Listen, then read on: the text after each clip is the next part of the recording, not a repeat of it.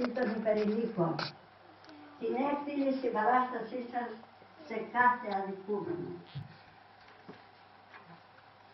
Ομοίως την αδιάκοπη εργατικότητά σας, των πηγαίων και μεσών νοημάτων κηρυγμάτων σας, ως και την διορατικότητα, οξύνια και σοφροσύνη, που σας διακρίνει και τέλος εν γένειο σε εκεί σας ζωή, με το συντελούμενο πολυσχερές έργο σας.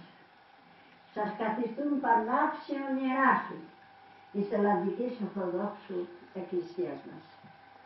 Σεβασμιότατε, η Ευρωπαϊκή Λέσχη δημοσιογράφων που έχω την τιμή να εκπροσωπώ, απονέμει την τιμητική αυτή διάκριση τιμής, ένε και με την ταπεινή ευχή, όπως Κύριος ο Θεός χαρίζει εις εμάς υγεία, δύναμη, μακροημέρευση και επαγαθό του χριστιανικού πληρώματός μας.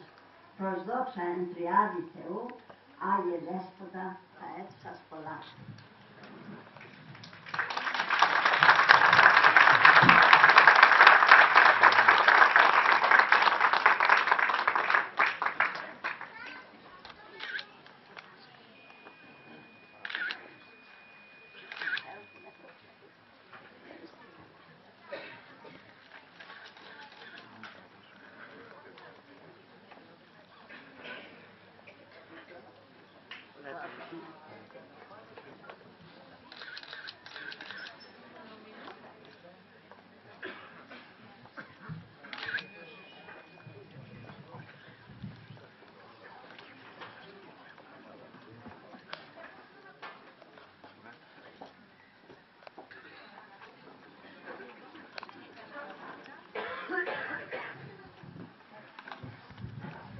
Επειδή τέτοιες τιμές πρέπει να ανταποδίδονται,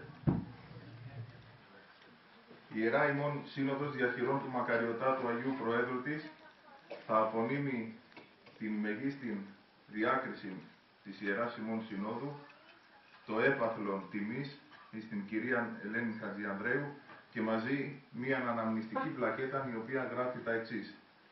Η Ιερά ημών Σύνοδος του Πατρώου Εορτολογίου απονέμει τη ιερητήμο κυρία Ελένη Χατζιανδρέου, Προέδρο Δημοσιογράφων Ευρωπαϊκού Τύπου, των δίκαιων έπαινων δια των κοινωνικών και εκκλησιαστικών έργων το οποίον επιτελεί. Ο Πρόεδρος, ο Μητροπολίτης Αυλώνος και Βιωτίας, Άγγελος.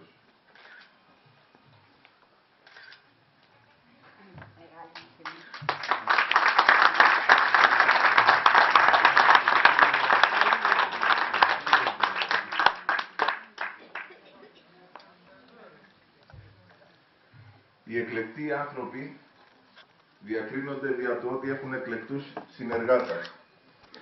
Κατά αυτήν την έννοια, η Ιερά ημών Σύνοδος βραβεύει ως αυτός και των στενών συνεργάτη της κυρίας Ελένης Χατζιανδρέου